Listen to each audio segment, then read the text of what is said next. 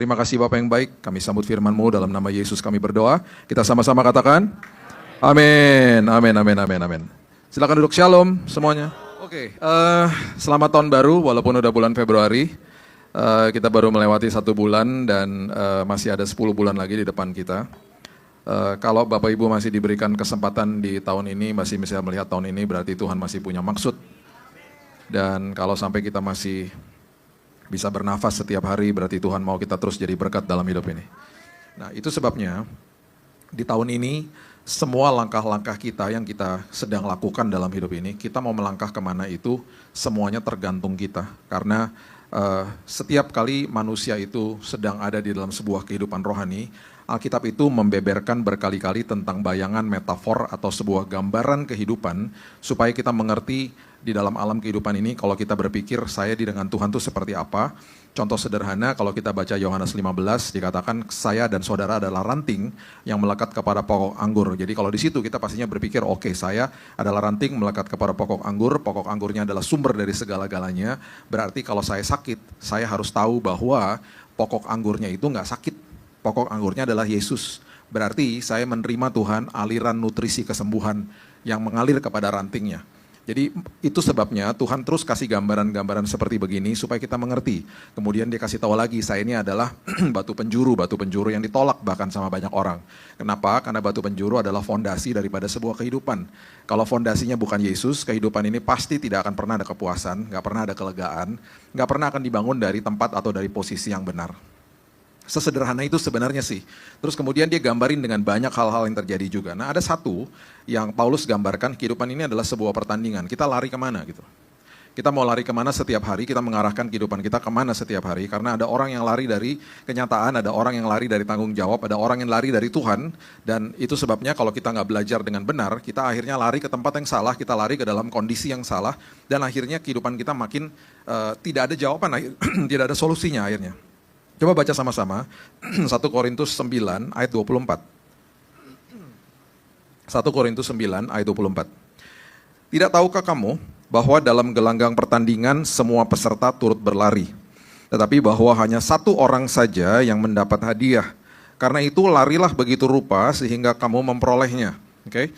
Nah, sekarang setiap kali dalam hidup ini, kita itu seringkali tidak mau lari ke Tuhan karena kelihatan jalannya yang kita akan masuki itu nggak enak. Seringkali kita lari dari Tuhan, kita lari, kalau mungkin hari ini saya bilang lari dari Tuhan, mungkin di sini akan ngomong begini, enggak, saya nggak pernah lari dari Tuhan Pak, saya masih orang percaya, kok saya masih percaya sama Yesus, betul. Tapi seringkali kita lari dari panggilan kita lari dari ketaatan kita lari dari sebuah jalan yang memang tampaknya nggak enak gitu loh. Contoh sederhana deh, Alkitab itu kan paradoks. Kebenaran itu adalah paradoks yang bertolak belakang dengan logika manusia. Contoh sederhana aja. Ini adalah kecenderungan kita karena kita patut mengerti gini. Setiap kali manusia menerima Yesus sebagai juru selamat, yang terjadi adalah proses di situ adalah saudara sama saya dibenarkan di hadapan Dia secara posisi. Di situ yang terjadi adalah hukuman dosa dihapus sama Tuhan. Hukuman dosa itu adalah maut.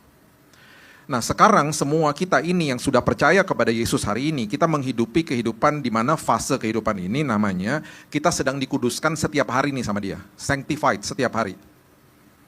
Oke. Namun yang namanya kuasa dosa masih ada. Jadi waktu saya terima Yesus, saudara terima Yesus, hukuman dosa habis sudah, dihapus. Hukuman dosa maut dihapus.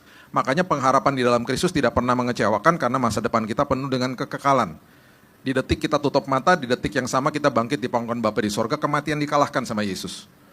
Itu kehebatan orang yang menerima Yesus sebagai juru selamat. Pakai usaha? Enggak, pakai iman. Hanya pakai iman, nggak bisa pakai usaha. Terus Pak, mengerjakan keselamatan gimana? Mengerjakan keselamatan itu artinya working out your salvation, bukan working for salvation. Semua yang saya sudah terima dari Tuhan, saya kerjakan, saya pertahankan. Itu sebabnya kita patut mengerti hari ini, ketaatan kita adalah buah daripada keselamatan, bukan upaya untuk mendapatkan keselamatan atau kelayakan di hadapan Tuhan. Kebalik-balik soalnya akhirnya. Jadi yang patut kita mengerti hari ini, waktu kita terima Yesus, hukuman dosanya dihapus. Tapi hari ini kuasa dosanya masih ada. Itu harus dimengerti. Kalau enggak kita nggak merdeka hidupnya nantinya. Kita makin bingung nantinya. Karena di kayu salib yang ditebus itu saudara sama saya, bukan buminya. Iblisnya masih ada, kuasa dosa masih ada, itu sebabnya tetap ada penyakit, tetap ada kecelakaan, tetap ada kejahatan, dan seterusnya, dan seterusnya. Jadi jangan salahin Tuhan. Tuhan gak kasih penyakit, Tuhan gak kasih kecelakaan. Jangan pernah ngomong gini, aduh gue lupa doa nih makanya gue kecelakaan, gak gitu. Tuhan gak saya suka pusing dengerin orang Kristen ngomong kayak begitu. Terus udah gitu ada lagi ngomong begini, lu taat biar lu kudus hidupnya. Enggak, lu taat karena lu udah dikuduskan sama Tuhan. Gitu dong. Makanya posisi kita sama Tuhan, kekristenan itu selalu dimulai dari titik menerima, bukan memberi. Karena kekristenan bukan agama. Kekristenan bukan agama. Agama itu, makanya saya selalu katakan dan ingatkan jemaat, hormati agama, karena agama itu diciptakan manusia. Agama itu menjadi status kehidupan orang-orang yang percaya kepada sosok Tuhannya. Kepercayaan adalah, agama adalah sebuah kepercayaan yang dilembagakan gitu loh. Saya percaya sama Yesus, sama manusia dibilang, oh percaya sama Yesus ya, oke, kalau gitu kamu agama Kristen. Itu dibuat sama manusia. Terus kemudian di dalam agama Kristen, kalau kita kerucutkan, terjadilah pertengkaran, karena mereka gak setuju, doktrin lo apa sih? Oh gue gak setuju sama doktrin lo, udahlah timbullah denominasi. Denominasi dilembagakan lagi, jadilah sinode. Berapa? Ribuan hari ini. Tata ibadah, oh banyak, bermacam-macam. Kayak saudara di sini, ya tata ibadahnya seperti begini, tempat lain beda lagi. Semua punya tata ibadah masing-masing. Terus kita harus gimana dong Pak sama tata ibadah, sama denominasi kekristenan agama? Hormati aja. Jangan dikultuskan. Jangan pernah bilang ini gereja gua. Lu gak pernah datang gereja gua. Bendera semua di depan. Lu mana ada? Dari ujung sampai ujung bendera nyari-nari. Lu mana ada kering gereja lu. Makanya kalau lu ke gereja gua kita lebih dekat sama Tuhan daripada lu. Enak aja. Terus kita dicibir juga sama gereja yang tidak tepuk tangan. Gereja lu tepuk tangan dulu ya, gak menghormati hadirat Tuhan ya. Kayak gue dong, sepi. Kita menikmati hadirat Tuhan. Makanya saya 28 tahun pelayanan mimbar. Udah kenyang lah saya sama tata ibadah. Setiap kali saya masuk ke dalam sebuah tempat, ya saya hormatilah tempat itu. Semuanya punya tata ibadah masing-masing. Ada yang mic-nya nancep di sini. Jadi kalau saya ngomong, saya harus begini nih ngomongnya nih. Udah gitu gak boleh ketawa. Ini kan masih bisa ketawa. Di situ gak boleh ketawa. Kalau ketawa mereka tahan-tahan gini. Dari atas mimbar jelek banget mukanya. Habis sudah selesai ibadah ntar datengin, Pak, tadi kami ketawa dalam hati loh Pak, kita gak boleh berisik Pak di sini, Bapak lihat aja di depan kagak ada drum. Beda-beda lah, ada yang berlutut semuanya di sini nih, sebelum firman Tuhan. Pasti tahu tuh gereja apa. Berlutut semuanya. Jadi macam-macam, jadi itu sebabnya hormati, jangan dikultuskan. Bahkan hamba Tuhan, hormati aja jangan dikultuskan juga. Pak Billy, saya fans Pak Billy loh, jangan fansnya Tuhan aja, jangan fans saya, ngapain? Ngapain fansnya saya? Saya gak punya fans club, ngapain juga gitu loh. Dan saya manusia gitu loh. Jadi kalau datang kepada yang namanya fasilitas, yang namanya sebuah sarana, ini kan sarana nih semuanya nih, hormati aja udah, kejar Yesusnya gitu loh. Karena kekristenan adalah sebuah hubungan, semua agama, perhatikan ini baik-baik, semua agama, semua. Dia akan gunakan upaya-upayanya, perhatiin deh, semua agama gitu. Upayanya dia berharap Tuhannya nanti akan jawab doanya dia. Kan gitu kan semua agama, termasuk agama Kristen. Nah kalau kita terjebak di dalam situ, timbullah frasa-frasa seperti begini, datang kepada saya ngomong begini. Pak saya udah doa, saya udah puasa, kok Tuhan nggak jawab? Karena datang kepada Tuhan pakai usaha, pakai formula namanya. Kalau saya lakukan ini, pasti ntar Tuhan kasih begini. Enggak dong. Jadi itu perbedaannya antara orang yang menjadi orang agama Kristen dengan orang Kristen. Orang agama Kristen ya agamawi, orang Kristen artinya pengikut Yesus. Orang agama Kristen dia akan lakukan ritual upaya untuk berharap dapat jawaban doa, yang dia kejar jawaban doa. Orang Kristen karena dia pengikut Yesus, dia akan kejar penyertaan Tuhan selagi nunggu jawaban doa. Beda levelnya. Beda levelnya. Makanya orang agama Kristen bilang gini, saya udah doa Pak, saya udah puasa, terus kecewa ujungnya sama Tuhan tuh. Kan agamawi soalnya. Apa bedanya sama agama yang lain? Sama aja semuanya. Kekristenan beda. Satu-satunya Tuhan turun dari tahtanya. Semua agama menggapai Tuhannya dengan ritualnya dia. Kristen gak ada kayak begitu. Tuhannya turun dari tahtanya. Kaya jadi miskin buat saudara sama saya. Ayo. Dia datang, dia bawa hubungan. Makanya relationship, hubungannya dahsyatnya luar biasa. Makanya satu-satunya kepercayaan. Ketika kita percaya sama dia, kita mulai dari titik bukan memberi, tapi menerima. Kekristenan dimulai ketika dia katakan selesai di kayu salib. Kekristenan dimulai kita beristirahat hati kita di dalam hadirat dia. Tinggal di dalam kasihnya. Menerima yang terbaik. Makanya Marta ditegur sama dia. Orang agamawi akan ngomong begini, kan dia pelayanan Tuhan. Kan kita semua harus melayani Tuhan. Betul, mulainya salah. Lah gimana dong mulainya? Mulainya gak begitu, mulainya bukan memberi, mulainya menerima dulu. Nah gimana dong caranya? Duduk dulu seperti Maria. terima dulu dari saya. Kenali dulu hati saya. Terima dulu yang terbaik, baru kamu bisa kasih yang terbaik. Dari atas mimbar kan sering kedengeran begitu kan. Ayo Bapak Ibu, mari kita berikan yang terbaik. Kita tepuk tangan, yeay. Terus kita pikir kita nyanyi, nanti kita persembahan, kita perjamuan, kita pulang. Oh berarti saya udah berikan terbaik. Kecil, bagian kecil. Ini hanya ritual tata ibadah di sini, ya kan? Hormati. Kita ya, melakukan semuanya dengan baik di sini. Kita keluar dari sini, kita bertengkar sama orang di parkiran. Itu bukan ibadah. Kita jagoan kandang. Orang munafik akhirnya. Kenapa? Karena masuk ke dalam sebuah gedung gereja, semuanya bersikap manis-manis. Saya lagi curhat ya, bukan nuduh ya. Semua di sini semuanya dewasa rohani, saya tahu lah. Saya lagi curhatnya karena saya kesel aja gitu loh. Jadi semua jadi jagoan kandang akhirnya. Contoh, ya ini mall kan. Saya ya, dari dulu suka banget memperhatikan perilaku, apalagi perilakunya orang Kristen. Masuk ke mall, tadi kalau kita masuk ke pintu ada satpamnya toh. Berapa banyak di antara kita yang ketika bukan pintu sama satpam kita bilang terima kasih. Semua pasti di sini iya. Cuman di tempat yang lain kan nggak semua begitu. Dibukain pintu masalahnya lonong aja. Terus nanti pas dia udah mau masuk ke depan pintu gereja yang ada di dalam mall, kan ada greeter di depan. Semuanya berubah langsung waktunya. Shalom, shalom, apa kabar? Tuhan baik, luar biasa, Tuhan berkati. Harusnya lo shalom-shalom dari tadi. Ketika lo dibukain pintu mas satpam, lo shalom dong sama dia. Karena gerejanya bukan ini gedungnya, ini tempatnya, gerejanya saudara sama saya. Jadi dimanapun saya injakan kaki saya, tempat itu berubah jadi tempat ibadah. Itu ibadah yang sejati, dibukain pintu. Makasih ya mas. Ketika engkau berbuat baik dan orang itu tidak bisa balas kepadamu, hatimu dibuat berbahagia. Firman Tuhan, Lukas 14 ayat 12-14. Akhirnya jadi jagoan kandang tuh. Suami istri yang bertengkar di mobil, mau masuk ke dalam ruang ibadah. Ibadah dulu, ntar kita sambung lagi. Ntar pikir gue lupa loh. Masuk shalom-shalom, mana ada yang tahu? Angkat tangan, nyanyi-nyanyi, pulang. Sampai mobil, masuk mobil lagi. Sampai mana tadi? Lo pikir gue lupa. Nyebelin lo. Gak bisa, mobilnya berubah jadi tempat ibadah. Karena dia gerejanya. Ya, paham ya Bapak Ibu ya? Jadi kalau kita mengerti ini, kita gak jadi orang agamawi. Capek saya. Ngeliatin kayak begitu, bukan capek. Saya lagi curhat loh nih ya. Ini sini dewasa semua lah, saya tahu lah. Cuman capek ngelihatnya. Udah gitu nanti akhirnya orang-orang seperti begini karena tidak mengerti betapa hebatnya Tuhan sama hidupnya, lakukan semuanya pakai pikirannya dia. Harus saya begini, ntar saya begini. Enggak. Kita mulai dari titik menerima. Kita udah terima yang luar biasa, saya taat hari ini Tuhan. Karena keselamatan sudah diberikan kepada saya. Tuhan, aku taat hari ini karena saya udah dilayakkan sama Tuhan hari ini. Tuhan terima kasih Tuhan, karena Engkau sudah memberikan kasih-Mu, sekarang aku sanggup untuk mengasihi orang lain. Karena Yohanes 13 ayat 34 mengatakan apa? Saling mengasihi sama seperti Kristus telah mengasihimu. Nah loh. Jadi kasih saya kepada dia, itu bukan berdasarkan kasih dia kepada saya, berdasarkan kasih Yesus yang sudah saya terima. Makanya terima dulu. Ketika masuk ke dalam hubungan horizontal, baru memberi. Karena Alkitab nggak pernah ngajarin masuk hubungan horizontal, kita menerima dari orang, nggak. Memberi, jadi hamba, saling mendahului dalam memberi hormat, ayo. Nah kalau dibalik kita datang kepada Tuhannya dengan sikap yaitu memberi agamawi, pasti jadi orang yang suka menghakimi. Karena ketika masuk ke dalam hubungan horizontal, kita akhirnya mau menerima dari orang. Lo nggak sempurna, lo orangnya banyak kurangnya. Kita lihat kekurangan orang akhirnya. Makanya timbul frasa-frasa seperti begini. Saya sedang mencari orang yang tepat Pak. Nggak ada orang yang tepat. Nggak ada. Orang-orang jomblo kan suka bilang saya lagi menunggu orang yang tepat. Nggak ada. Saya selalu ngajarin ya. Apalagi sama anak muda saya bilang gini.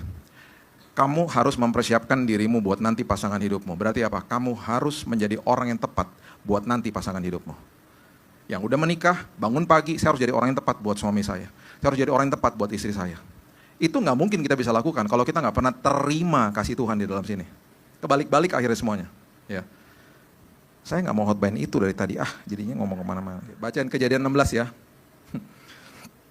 Kejadian 16 ayatnya yang ke-6.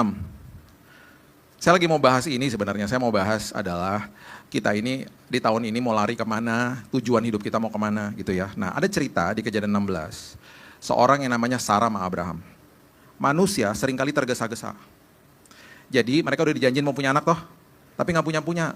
Terus Sarahnya bosan mungkin nunggu ya. Terus ini kok lama banget ya Tuhan ya. Jadi dia mendahului Tuhan, padahal di Ulangan 31 ayat 8 sudah dikatakan Tuhan itu berjalan di depanmu dan berjalan bersama denganmu. Artinya Tuhan mendahului kita, Tuhan ada di masa depan kita, Tuhan sudah menyiapkan yang terbaik. Udah lu tenang aja gitu loh. Lu ikutin waktunya Tuhan, kairosnya Tuhan pasti perfect, sempurna dalam hidupmu. Sabar, jangan tergesa-gesa gitu loh. Dia gak mau, dia akhirnya anak gak datang-datang, dia bilang ini sama si Abraham. Itu hamba gua, pembantu, nikahin aja, namanya Hagar yang orang Mesir tuh, udah. gue berharap dia hamil. Kan gak punya keturunan. Nah, Hagarnya hamil. Terus Alkitab bilang katanya menurut si Sarah, namanya masih Sarai, menurut dia katanya si Hagar jadi kurang ajar. Alkitab tidak mendokumentasikan kurang ajarnya seperti apa, tapi kan menurut dia, ya salah-salah juga dia, hambanya dikasih buat suaminya. Lah gimana? Terus udah gitu akhirnya yang terjadi adalah si hambanya ini ditekan sama dia, sama majikannya. Nah perhatikan Kejadian 16 ayat yang ke-6, mengatakan begini. Kata Abram kepada Sarai, hambamu itu di bawah kekuasaanmu, perbuatlah kepadanya apa yang kau pandang baik. Lalu Sarai menindas Hagar, sehingga ia lari meninggalkannya, lari meninggalkannya. Oke? Nah perhatikan ini. Lalu malaikat Tuhan menjumpainya dekat suatu mata air di mana? Di padang gurun, yakni dekat mata air di jalan ke Syur. Oke. Dia lari ke padang gurun. Padang gurun itu adalah lambang daripada sebuah proses. Padang gurun adalah lambang di mana manusia tidak tahu dia harus kemana, karena bingung utara, barat, selatan, timur kemana dia juga bingung, padang gurun gitu ya. Nah perhatikan kalimat berikutnya. Malaikat Tuhan bertanya lewat malaikatnya, dikatakan begini ayat 8. Katanya, Hagar, hamba Sarai, dari manakah datangmu dan kemanakah pergimu? Tuhan nanya dia dari mana dan mau kemana bukan karena Tuhan tidak tahu, ini pertanyaan retorik dan ini pertanyaan yang harusnya membuka pikiran orang itu dan dia mikir gitu loh, dan dia mulai jawab Tuhan. Nah orang yang lari dari panggilan, orang yang lari dari Tuhan, orang seperti ini tidak akan pernah tahu dia mau kemana. Karena dia yang menimbulkan atau dia yang mengkreasi padang gurunnya sendiri. Akhirnya dia cuma bisa jawab begini. Dia katakan begini, jawabnya, aku lari meninggalkan Sarai nyonyaku, majikanku. Saya lari dari dia. Dia gak bisa kasih jawaban dia mau kemana. Karena dia lari dari panggilan Tuhan rupanya. Taunya dari mana? Karena tiba-tiba Tuhan bilang begini dan kelihatannya gak enak dan kelihatannya kok jahat banget sih Tuhan. Ayat berikutnya Tuhan bilang begini lewat malaikatnya. Dia katakan begini, kembalilah kepada nyonyamu. Kembali kepada majikanmu. Biarkanlah engkau ditindas di bawah kekuasaannya. Biarin aja kamu ditindas. Lah kok gitu Tuhan? Ternyata itu panggilannya dia memang harus ada di situ. Karena disitulah nanti berkat Tuhan khusus buat dia. Makanya ayat yang ke-10 dikatakan, lalu kata malaikat Tuhan kepadanya, aku akan membuat sangat banyak keturunanmu, sehingga tidak dapat dihitung karena banyaknya. Berkatku ada ketika kamu masuk ke dalam jalanku, dan jalanku gak enak memang seringkali. Di awalnya pastinya begitu.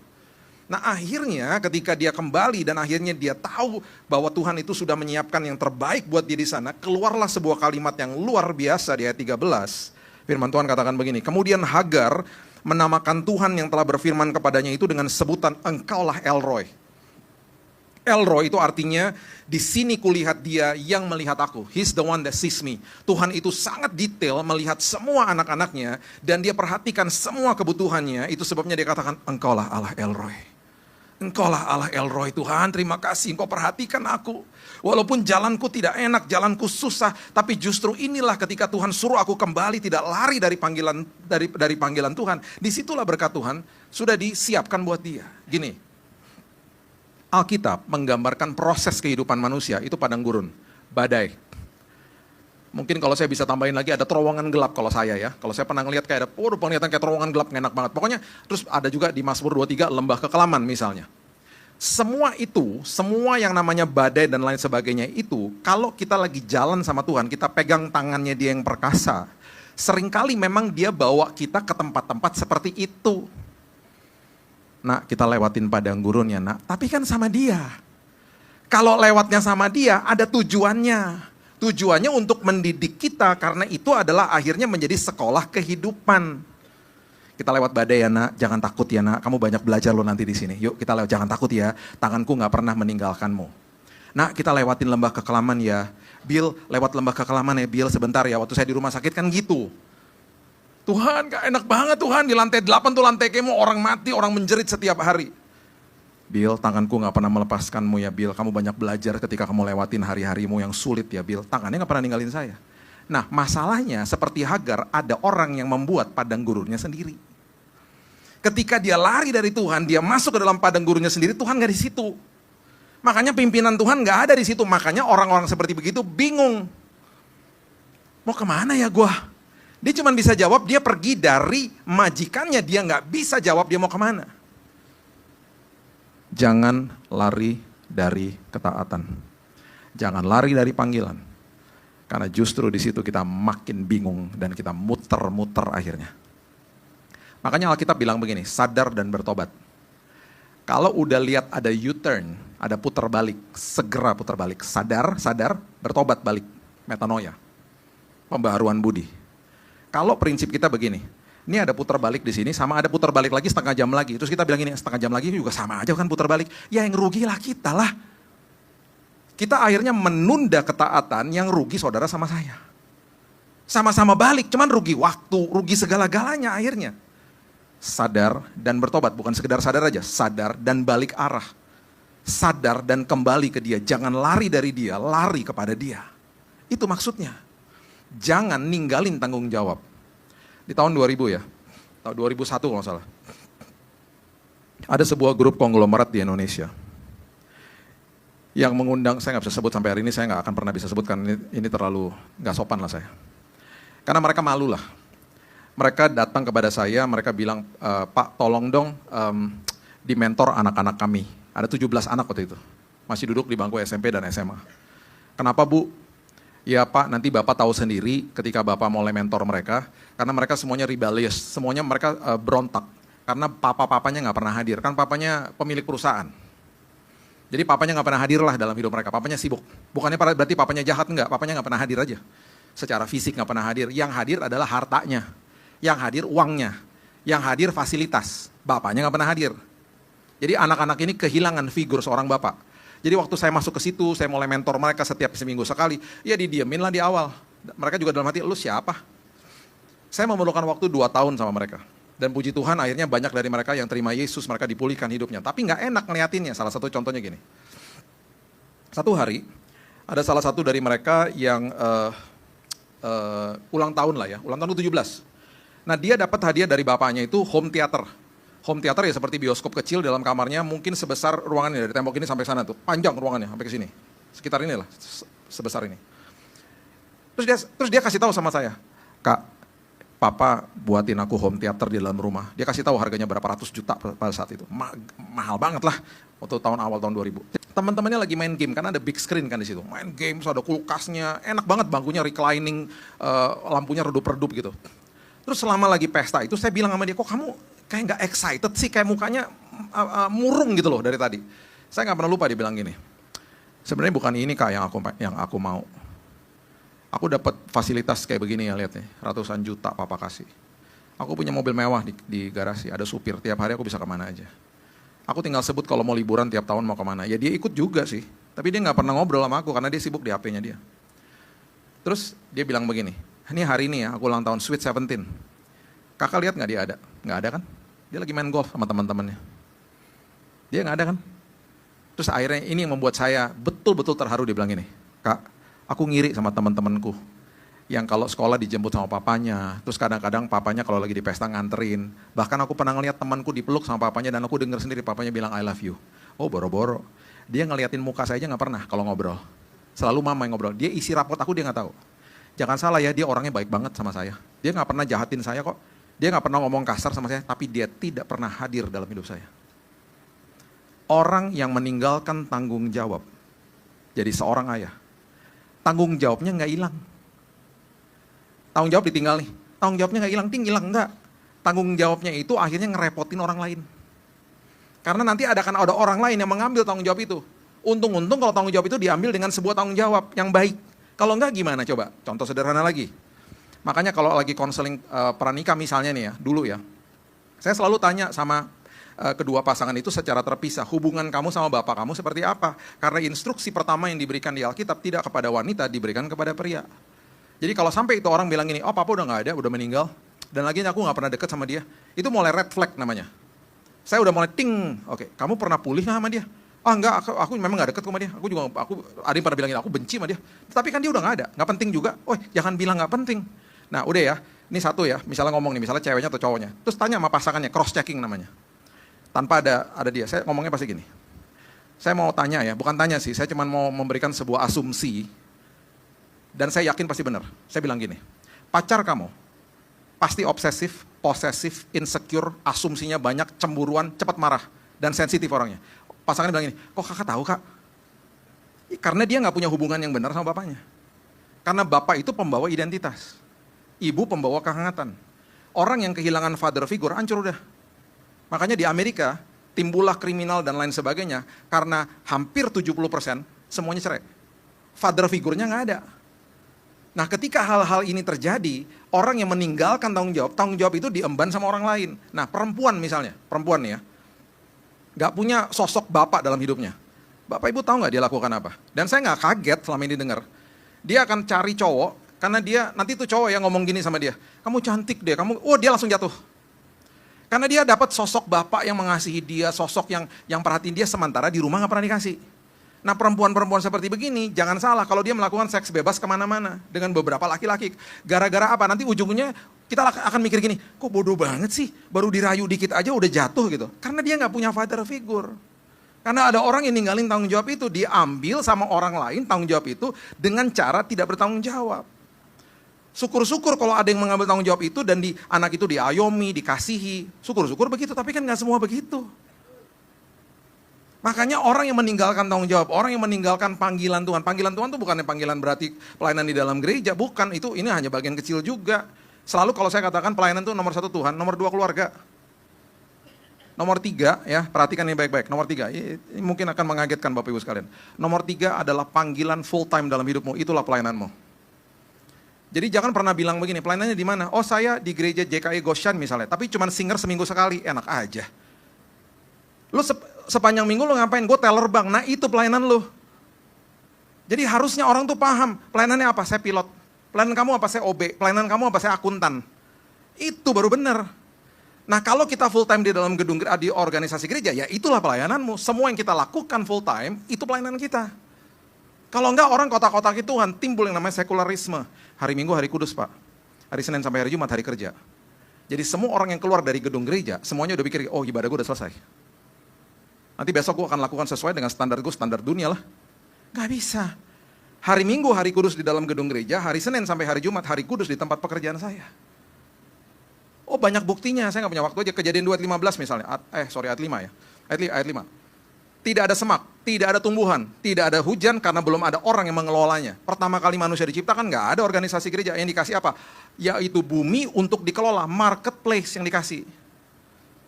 Jadi harusnya orang sadar, pelayanan kamu apa? Saya manajer bank Pak, itu baru keren. Itu baru dia paham, karena dimanapun Tuhan tempatkan saya, itulah pelayanan saya. Di situ saya menularkan budaya kerajaan sorga. Kejadian 1 ayat 26, kuasailah bumi. To have dominion over the earth. Itu baru hebat. Saya baru drop anak saya kuliah. Saya lagi dalam kondisi bersedih. Karena ini anak bungsu saya. Jadi saya empty nester di rumah semua udah pergi. 4 tahun lalu dia bilang gini sama saya, Dedi mami aku mau ngambil sport science. Apaan tuh sport science dek? Aku mau jadi terapis, aku mau bantu orang kalau rehab medis, kalau orang kena stroke, kalau orang lagi injured, kalau orang lagi butuh terapi dan lain sebagainya. Kita liatin sekolahnya dan lain sebagainya, kita baru ngerti juga, oh ada namanya sport science gitu. Itu 4 tahun dari dia duduk di bangku SMP, itu panggilan hidupnya dia. Gak pernah berubah Bapak Ibu, makin tajam. Dia belajar. Kami baru drop dia kuliah. Itu panggilan kamu ya Dek? Iya Dek, aku excited banget mau mulai kerjaan ini, aku mau bantu banyak orang nantinya. Itu pelayanannya dia, itu panggilan hidupnya dia. Jadi urutannya seperti itu Bapak Ibu ya, Tuhan, keluarga, panggilan hidupmu yang kau lakukan full time, baru di bawahnya organisasi gereja. Kalau engkau full time dalam organisasi gereja, itu pelayananmu yang utama. Engkau hamba Tuhan, engkau gembala sidang, itu pelayananmu. Engkau full time di dalam gereja, itu pelayananmu. Pelayananmu adalah apa yang kau lakukan full time dalam hidupmu. Itu adalah pelayananmu yang sejati di dalam Tuhan. Jangan kotak-kotakin Tuhan.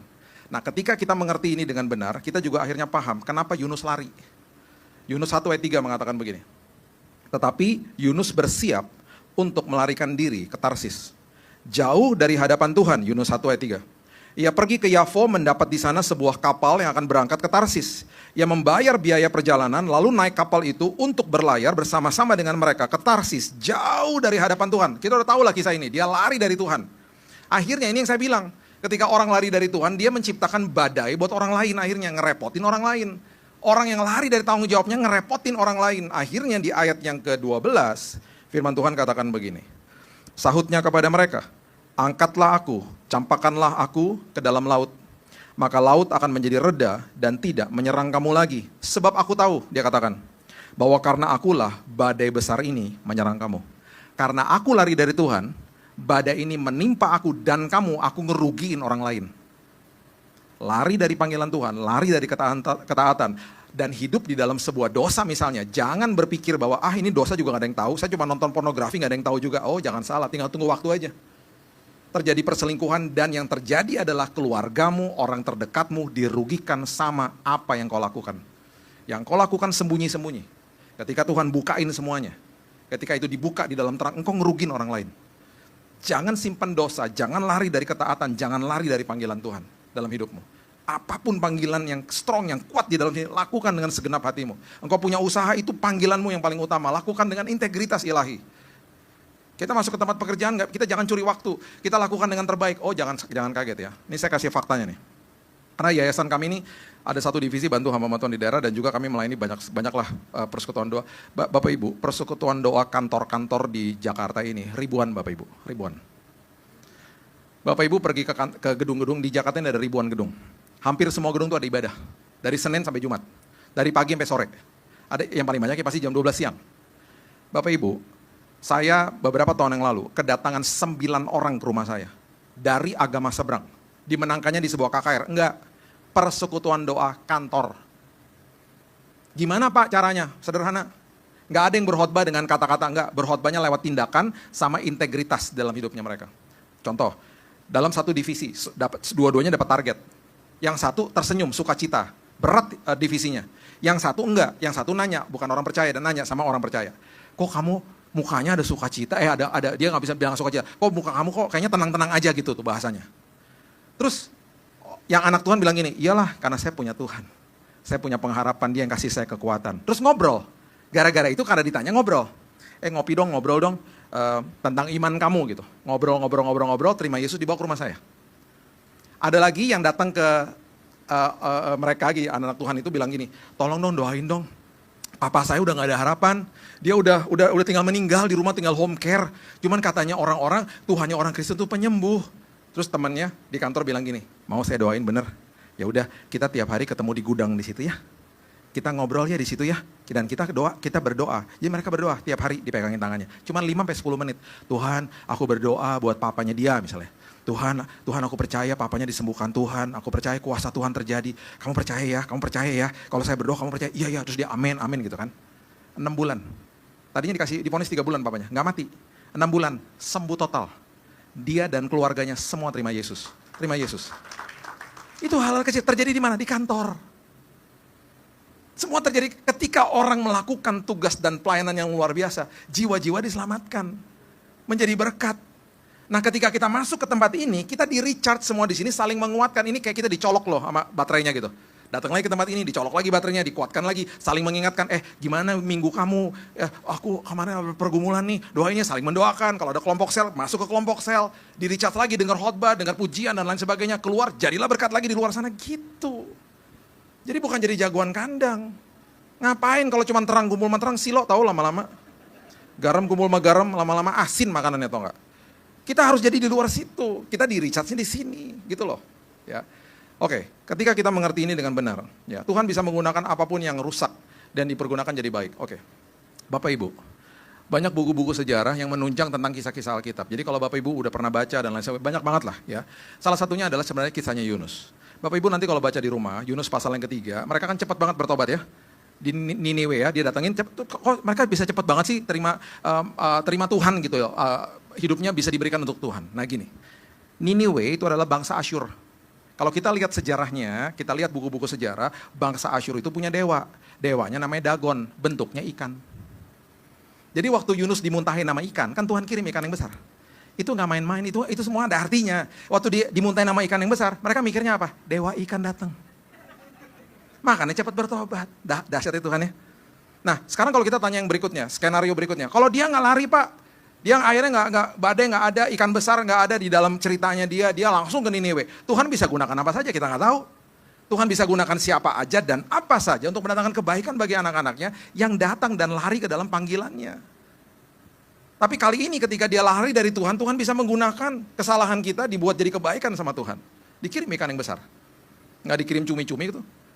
Dikirim ikan. Karena memang ternyata dewanya mereka Dagon.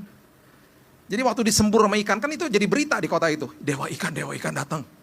keluar dari mulut ikan lo kemarin lo nggak lihat gitu. Pastilah itu pasti terjadi di situ. Nah, oke. Saya kasih dua prinsip lagi dan kita tutup ya. Sekarang gini, sekarang Bapak Ibu baca Matius pasal yang ke-7 ayat 14. Matius pasal yang ke-7 ayat 14.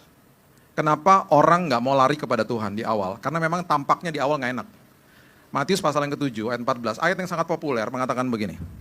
Karena sesaklah pintu dan sempitlah jalan yang menuju kepada kehidupan. Dan sedikit orang yang mendapatinya. Oke, jalan menuju kepada kehidupan. Yesus adalah jalan, kebenaran, dan kehidupan. Jalan, kebenaran, dan kehidupan. Jalan menuju kepada kehidupan yang berkelimpahan di dalam dia. Dan sekali lagi, kalau berkelimpahan itu berarti berkelimpahannya dalam sini ya. Bukan di dalam tangan, bukan harta, bukan jabatan, status, ketenaran, uang, bukan. Kelimpahan di dalam sini. Damai sejahtera, sukacita, pertumbuhan rohani, karakter yang tahan uji, pertumbuhan iman di dalam sini. Jalan menuju kepada kehidupan. Di tengahnya ada kebenaran toh. Nah, jalan ini sesak. Oh berarti banyak orang yang masuk Pak? Enggak. Dikatakan di bagian yang keduanya sedikit orang yang mendapatinya. Berarti pintunya kecil banget. Kita masuk aja sesak gitu loh. Contoh analoginya. Kalau Bapak Ibu hari ini di kota Jakarta misalnya, ada gang sama ada jalan tol. Kita buka Google Map, nyampainya nggak beda-beda jauh. Pilih yang mana, jangan bohong. Jalan tol lah. Betul nggak? Ngapain gue masuk gang kecil? Repot. Ya kan kita ambil jalan tol. Oke. Orang ketika masuk ke dalam jalan tol, kan semua ngebut. Orang masuk ke dalam jalan tol, biasanya mereka itu tidak bisa menguasai dirinya karena diberikan kebebasan sebebas-bebasnya. Yang terjadi adalah penguasaan diri nggak ada. Masuk ke bahu jalan, itu dua hal terjadi. Ini teman saya polisi katakan begini, Pak, dua hal terjadi ketika orang masuk bahu jalan. Pertama, dia pasti nggak sabar. Nggak ada orang masuk ke bahu jalan dan kecepatannya sama seperti orang yang di lajur yang benar. Atau nggak lebih lambat gitu. Nggak ada, dia pasti lebih cepat karena dia nggak sabar. Perhatiin aja, orang masuk bahu jalan, cepat-cepat gitu kan. Yang kedua, mereka tahu mereka salah. Jadi karena mereka consciousnya, kesadarannya, hati nuraninya tahu mereka salah, makanya mereka juga buru-buru. Pernah ya teman saya bawa mobil saya nih, macet. Dan saya udah dikejar waktu sebenarnya. Bang, masuk bawa jalan? Enggak. Selama lu bawa mobil gua, enggak ada masuk bawa jalan. Bahaya tahu. Gak sopan lagi tau gak? Ayo dong, kita harus mempunyai kasih, memperhatikan kepentingan orang lain. Bahaya, kecuali polisi yang suruh. Ada 4Rider di depannya karena memang macet. Ayo masuk semua terus diatur sama polisi. Itu aman lah. Nggak bisa kayak begitu. Nah sekarang contoh ya. Bapak Ibu masuk ke dalam gang yang sempit. Bisa ngebut nggak? Bisa. Langsung masuk ke gang sempit. Kita langsung pelan-pelan. Kita langsung hati-hati. Kalau saya ngebut, saya nabrak motor, nabrak pedagang, nabrak anak kecil, nabrak ayam. Jadi saya harus hati-hati. Kita masuk ke dalam jalan yang sempit. Tiba-tiba kita menguasai diri. Kita mau nggak mau harus menguasai diri. Yang terjadi adalah kita mulai diubahkan karakternya di dalam gang yang sempit. Pernah nggak masuk ke dalam gang yang sempit? Tiba-tiba di sini bawa bapak, spionnya ditekuk. Karena kalau nggak bisa lewat. Terus kita berhenti, kita buka kaca, kita bilang gini, mas, jalan duluan, kalau nggak gue nggak bisa lewat. Karena mepet misalnya. Jalan duluan mas. Tiba-tiba di gang yang sempit kita memperhatikan kepentingan orang lain. Jalan tol, mana bisa. Kalau bisa gue yang paling cepat, jalan gang sempit, nggak bisa. Yang ketiga, di dalam gang yang sempit, saya pernah nih ya, udah mau sampai di ujung, saya ngelihat di depan saya jalan raya. Di gang yang sempit, lihat jalan raya, mobilnya begini, gitu kan, kelihatannya begitu kan, langsung gini, wah jalan raya, seneng dong. Tiba-tiba mobil saya nggak bisa maju karena ada motor parkirnya ke tengah. Orangnya dipanggil dari dalam, lamanya minta ampun, saya kesel. Lumrah lah sebagai manusia kesal. Di situ saya merenung dan di situ saya mulai mikir begini. Kalau gue nggak lihat jalan itu, mungkin gue nggak apa-apa sekarang. Karena tiba-tiba saya dibentur-benturkan dengan sesuatu yang lebih enak kelihatannya di depan sana. Makanya di situ saya akhirnya sadar, iya ya, Mazmur 73 ditulis sama Asaf, pemimpin biduan, seorang WL, dia ngomong begini, Tuhan, kenapa Engkau memberikan kemujuran bagi orang-orang fasik? Tuhan, kenapa mereka diberkati? Itu bahasa kita. Kenapa? Kayaknya enak-enak banget di situ, jalannya cepat. Enggak. Justru kita yang sedang nunggu, yang sedang diajar untuk sabar, justru kita yang sedang diberkati, karena kita sedang diubahkan sama Tuhan di dalam jalan yang sempit. Makanya jalan yang menuju kepada kehidupan, kita menemui kebenaran di tengah-tengahnya. Kita yang diubahin Tuhan toh.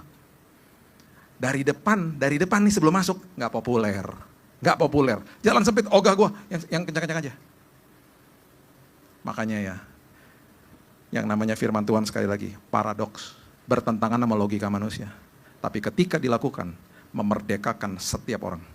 Makanya firman Tuhan katakan apa? Kebenaran memerdekakan hidupmu. Tenang kita langsung. Di depannya gak enak. Hagar juga gitu, gak enak. Saya tutup sama ini ya. Baca sama-sama saya ayat terakhir, Lukas 15 ayat 20. Ayat favorit jemaat. Ayat apa? Ayat terakhir. Kecuali jemaat JKI Goshen. Ya terakhir, pasti gitu mukanya. Karena di sini haus firman. Tapi jemaat yang lain, yes terakhir, pulang kita habis ini, pulang. Di sini enggak, ya kok terakhir sih? Bilangin lebih lama lagi. Muka-muka haus. Udah buka puasa kan? Udah ya?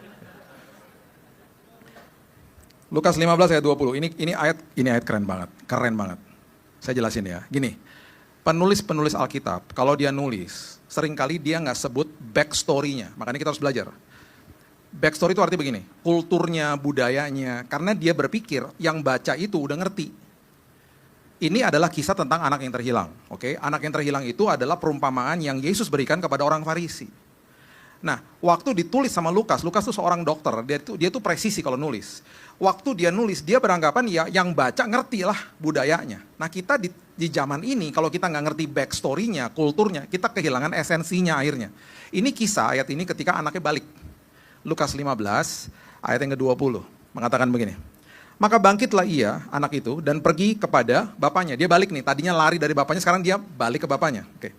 Ketika ia masih jauh, ayahnya telah melihatnya. Berarti itu perumpamaan mengatakan ayahnya dari pagi sampai malam setiap hari itu begini nih, ngeliatin anaknya.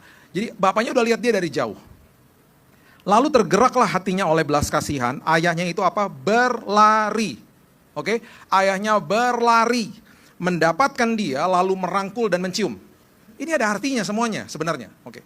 Dari tadi kita membahas kita lari dari Tuhan.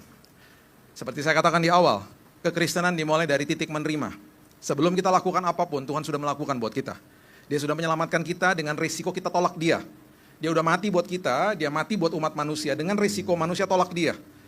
Dan bahkan Alkitab katakan, Yesus sendiri mengatakan di perumpamaan ini, sebelum engkau lari kepada saya, aku sudah lari kepadamu. Nah gini, di zaman itu, di desa-desa di zaman itu, di dalam kultur bangsa Yahudi, kalau ada orang pergi dari desanya dan bawa uang, baik itu uangnya dia sendiri, itu istilahnya kita di Indonesia, devisa dibawa keluar. Paham nggak? Kan banyak orang kaya markirin uangnya di luar negeri. Itu kan uang dia. Tapi merugikan negara, ya kan? Di saat itu juga gitu. Walaupun itu uang papanya, berikan harta milik kita yang menjadi hakku, dia katakan di awal, terus dia pergi. Uangnya habis lagi. Itu dianggap sama desanya, kamu mengeluarkan uang yang ada dalam keluargamu yang harusnya bisa berputar di desa ini, kamu bawa keluar dan kamu habisin lagi. Kamu gak bawa balik uangnya. Bagi desa itu merugikan. Karena itu terjadilah pengadilan rakyat. Pengadilan rakyat di bangsa Yahudi namanya kezazah. Kezazah itu dilakukan ketika orang itu balik ke kampungnya, semua rakyat keluar, dicegat di luar desa. Dan yang mereka lakukan adalah mereka mengambil sebuah pot bunga atau apapun itu, dipecahin di kakinya, itu upacaranya. Melambangkan bahwa terjadi penolakan, lu gak boleh masuk, lu gak boleh balik ke desa ini. Itu namanya prosesi kezazah. Lukas gak tulis ini karena dia beranggapan ya kita ngerti gitu loh. Jadi waktu bapaknya lari, itu artinya adalah Yesus lagi kasih tahu, sebelum iblis menuduh, menghukum dan melakukan apa saja dalam hidupmu, aku sudah lari dahulu kepada anak-anakku dan merangkul dan mencium dia. Dan di dalam prosesi kezazah, ketika mereka melihat papanya merangkul dan mencium, prosesi pengadilan rakyat dibatalkan. Jadi ayat ini merupakan ayat yang sangat indah. Karena sebelum kita lari kepada dia udah lari kepada kita. Dia turun dari tahtanya. Yesus menggambarkan ini dengan katakan bapaknya lari. Dan kalau dia ngomong lari di depan orang-orang Farisi, itu tindakan gak hormat Bapak Ibu. Berarti orang Yahudi itu ngangkat sarungnya. Kelihatan kakinya dan itu tindakan yang tidak hormat bagi seorang bapak. Itu menggambarkan Yesus yang rela mati, ditelanjangin di kayu salib. Untuk saudara sama saya. Itu gambaran Bapa di sorga. Yang sudah lari dan sudah memberikan hidupnya buat kita. Dan itu yang saya katakan di awal, membatalkan hukuman dosa. Itu Yesus. Jadi yuk, masuk ke dalam tahun yang baru ini, mengerti prioritas. Jangan lari dari ketaatan, jangan lari dari panggilan. Reconnect sama Tuhan. Bilang, Tuhan, apapun yang kau katakan, walaupun susah, aku mau balik Tuhan. Lebih gampang untuk benci orang itu. Lebih gampang gue kepahitan, gue diemin aja dia. Tapi firman Tuhan bilang apa? Saling mendahului dalam memberi hormat. Berarti kalau aku ketemu sama dia, aku sapa duluan Tuhan. Dengan resiko dia buang muka sama aku. Lebih gampang aku melipir, aku jauh-jauh dari dia. Lebih gampang aku gak tegur dia. Tapi enggak Tuhan, firman Tuhan katakan mendahului dalam memberi, aku sapa dulu deh. Walaupun aku ditolakin mukanya. Gak apa-apa Tuhan, aku akan lakukan firman-Mu, kebenaran-Mu. Karena itu akan membuat hatiku lega dan puas. Lari kepada Tuhan, jangan lari dari Tuhan. Berikan tepuk tangan kita untuk Tuhan kita.